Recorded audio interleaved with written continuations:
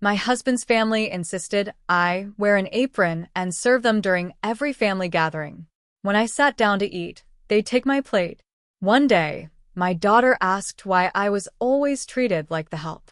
I got up, took off the apron, and walked out because I didn't grow up dreaming of marrying into a big family.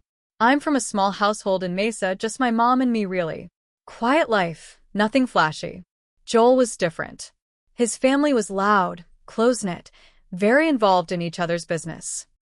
When we started dating, I thought it was sweet, like something out of a movie. People who had weekly dinners together, who hugged each other every time they walked through the door. It felt like everything I thought I missed. We got married in 2011. I was 26 and in love. The wedding was a blur, but I do remember one thing clearly.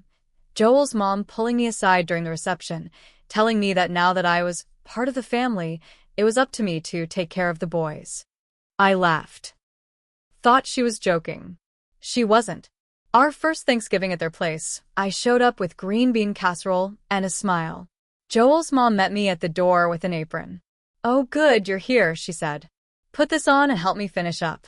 It didn't seem like a big deal at the time. I grew up helping my mom cook and I was raised to pitch in, but something felt off. I noticed Joel's sisters, Amy and Rachel, were sitting in the living room drinking wine and gossiping. His brothers were outside playing football. Joel was already halfway through a beer and hadn't even said hi to me. I figured it was a one-off. It wasn't. Every single holiday after that played out the same way. Easter, Christmas, birthdays, even when someone bought a new car. I was expected to be in the kitchen. Not asked. Expected. Joel's mom would hand me the apron at the door, like clockwork. "You know the drill," she'd smile. The first few times I laughed it off. Then I started to resent it.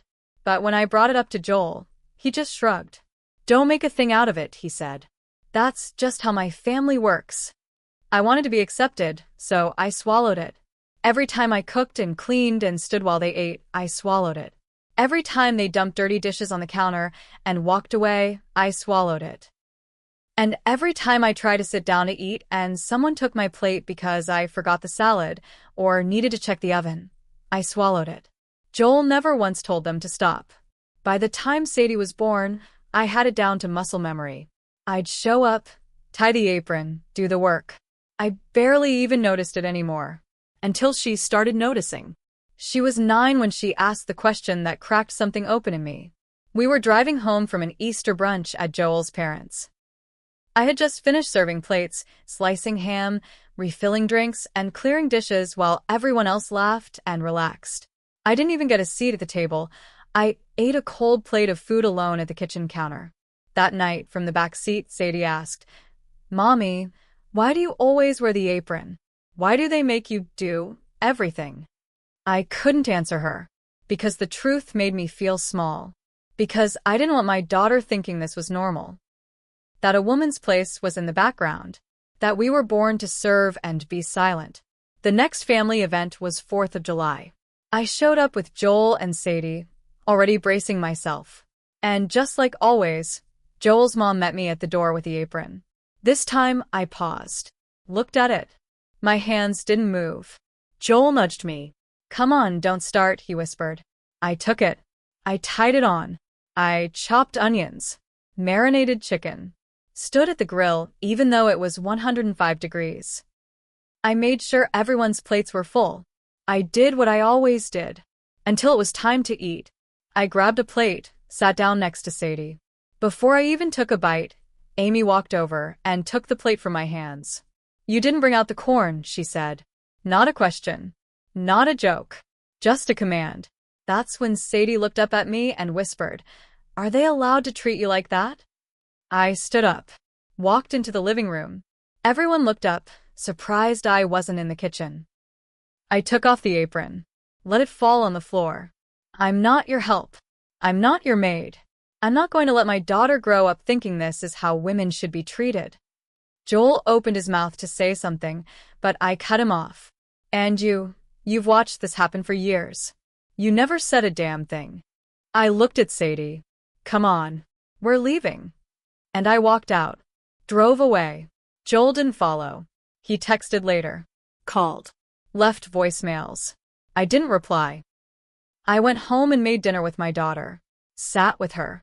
Ate with her. Talked to her. And for the first time in years, I didn't feel invisible. But that's not the end. They think I just snapped. They think I walked away because I was emotional. They have no idea what's coming next. After I walked out that 4th of July, I didn't hear from Joel for 2 days. No texts, no calls. On the 3rd day, he sent one message. You embarrass me in front of my family. We need to talk. Not, are you okay? Not, I'm sorry. Just that. I didn't reply. I took Sadie to the library, to the pool, to late-night ice cream runs. Anywhere that felt like life. I needed her to see a version of me that wasn't stuck in a kitchen, doing what I was told. Then Joel showed up at our house. I let him in. I let him talk. He said I was overreacting, that his family didn't mean anything by it, and that it was just how they show respect for tradition. I asked him, what about me? Where's the respect for me? He looked down. Couldn't answer. I told him he could leave. He did. That night, I checked our finances. That's when the second betrayal hit. I had always trusted Joel with money. We had a shared account and he managed most of it, said he was good with numbers, said he had it under control. But when I looked closely, I saw transfers I never approved. Thousands over the past year, quietly moved to a separate account in his name only. I confronted him. His response? I was just protecting our savings in case you pulled something crazy, like leaving. So he knew. He'd been preparing for this. For me walking out. He just didn't think I'd actually do it. That week, I got a call from Amy, his sister. She said, and I quote, "If you're done playing victim, you owe Mom an apology. You humiliated her." I hung up on her. But that wasn't the end. Word got around fast. Joel's family told mutual friends that I had a meltdown, that I stormed out and was keeping Sadie away from her father. One of Joel's cousins posted on Facebook about ungrateful wives who forget where they came from. That post got dozens of likes from his whole family. I stayed quiet. For weeks. I just focused on Sadie. On work. On saving money. Then I got a letter from a lawyer. Joel wanted joint custody. Not full custody, just enough to say he was involved. Enough to show the court that I wasn't the only parent. But I knew better. He didn't want a co-parent. He wanted leverage. Control. So I hired my own lawyer. And I started documenting everything, texts, emails, bank transfers, the history of his family's treatment of me, my own mental health records, everything. I wasn't going to let them paint me as unstable. I wasn't going to let Joel frame me as the emotional wife who snapped. Meanwhile, Joel kept calling. He'd leave voicemails late at night, sounding drunk, telling me he missed me, that Sadie needed her father, that I was being manipulative. I saved every message. Then one day, Sadie came home from a supervised visit with Joel and said something that froze me. Daddy said you made up the story about the money. He said you're lying. That's when I knew. This wasn't just about tradition. This wasn't just about being the help. This was about power. Joel and his family had been grooming me for a role from the start, quiet wife, background worker, emotional mute. And now that I was breaking the script, they were panicking. But I was done playing along. They thought the worst I could do was walk out. They were wrong. A week after Sadie told me what Joel said, I made a decision. I wasn't going to play defense anymore. I'd been cleaning up their messes and managing their expectations for a decade. It was time to flip the script. I started by reaching out to Joel's ex, Marissa. He never talked much about her, just said things like she was unstable or she liked to fight. But I remembered something from early in our marriage, an envelope that came in the mail addressed to him, from her lawyer. Joel brushed it off as old stuff. I never pressed him, but now I wanted answers. It took a little digging through public records, but I found Marissa on LinkedIn. I messaged her. She responded within a day. We met for coffee. She looked tired, but sharp. Guarded at first. But once I told her why I reached out, what Joel and his family had done, how they treated me, how he started hiding money, her walls dropped. Then she said, "Let me guess, He made you feel like the crazy one, right? That you overreacted? That you should be grateful? I just stared at her. She nodded. He did the same thing to me. But back then I didn't have proof. I was younger, dumber. You still have time. She told me he'd drained her savings, too. That he convinced her to quit her job after they got engaged, and then controlled every dollar until the day she left. His family had turned on her the same way, called her ungrateful, emotional, said she disrespected their home. It was all the same playbook. That night, I printed everything I had, bank statements, Joel's messages, screenshots of his family's Facebook posts. And I gave them to my lawyer along with a written statement from Marissa. But that wasn't enough for me. I wanted them to feel it. Joel worked for his father's construction company, small but steady business, mostly residential builds in Tempe and Chandler.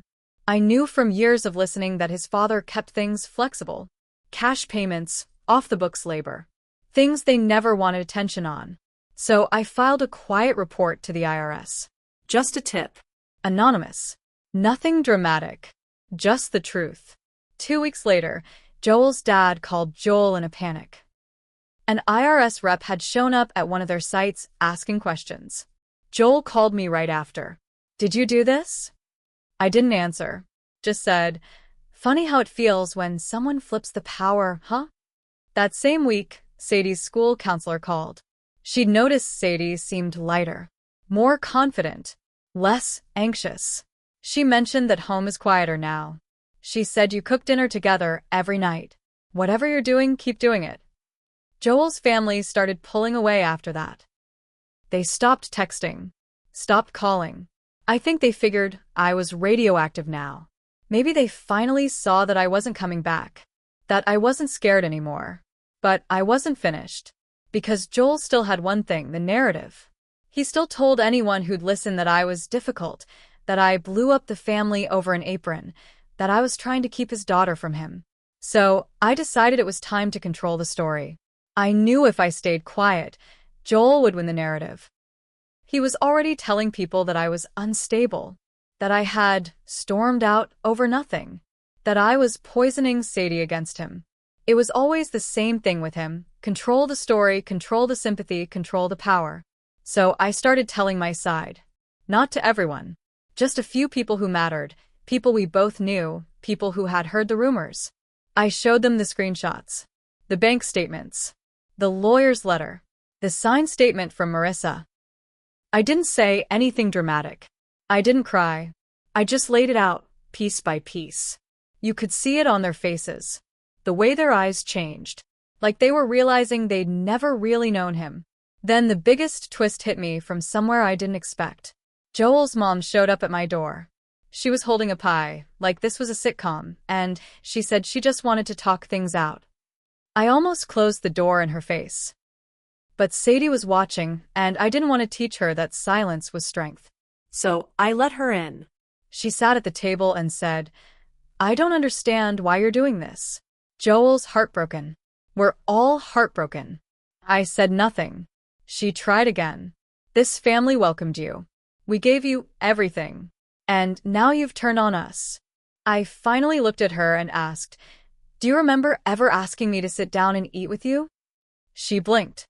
Confused. "Do you remember ever handing anyone else that apron?" "Nothing." "Do you even remember what my favorite food is? What I do for a living?" She didn't say a word. Just sat there, stunned. Then she said something that proved everything I'd felt for 10 years. "Well, if you didn't like how we did things, you should have said something." I laughed. It was bitter. Empty. I did. I said it with every plate I served while you took mine. I said it when I stood for hours while your daughter sat. I said it when I walked out. She left. The pie stayed on the table. Later that night, Joel sent another text. "Whatever you're trying to do, it's not going to work. We're a family. We'll always be a family." That's when I realized he wasn't just trying to get Sadie back. He was trying to keep his image intact. His business, his social circle, even his family's place in the community, it all depended on him being seen as the good guy. He didn't want his daughter. He wanted the illusion of being a father. So I started preparing something bigger. Not just legal custody. Not just financial exposure. Reputation. Because in Joel's world, appearances were everything. And I was about to tear that curtain down. I didn't rush it. Revenge isn't always about fire. Sometimes it's cold, patient, and exact.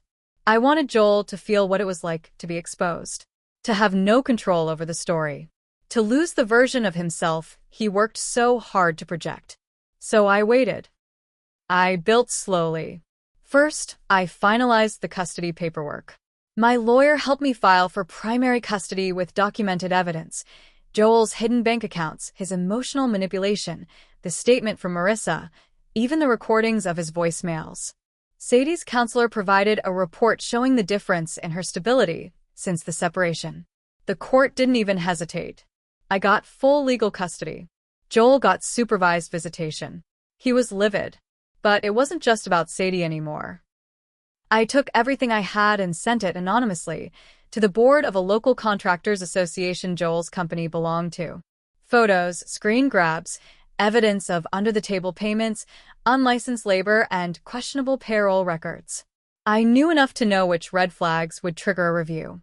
2 weeks later, Joel's father's company got flagged by the state labor board. One of their biggest clients pulled out of a contract in Scottsdale. I heard from a friend on the inside that Joel's dad blamed him entirely. Said bringing me into the family was the worst business mistake they ever made. Then came the final blow.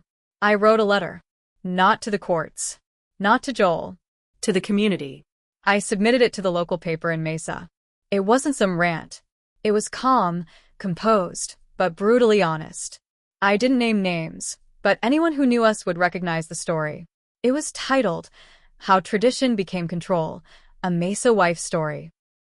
I detailed what it's like to be erased slowly, to have every gathering feel like a test, to watch your own daughter ask why you're not allowed to sit down. I told the truth about the apron, the money, the manipulation, the silence. The piece went viral locally. It got picked up on Facebook groups, a few Arizona women's networks. People talked. People asked questions. And Joel? He couldn't respond, because any denial would only confirm it was him. His silence screamed guilt. I didn't get joy out of ruining him. It wasn't about making him suffer. It was about reclaiming the years I gave in silence. About showing Sadie that when the world tries to shrink you, you don't stay small. 1 month later, Joel texted me again. You won. Are you happy now? I didn't respond, because it was never about winning. It was about finally being seen.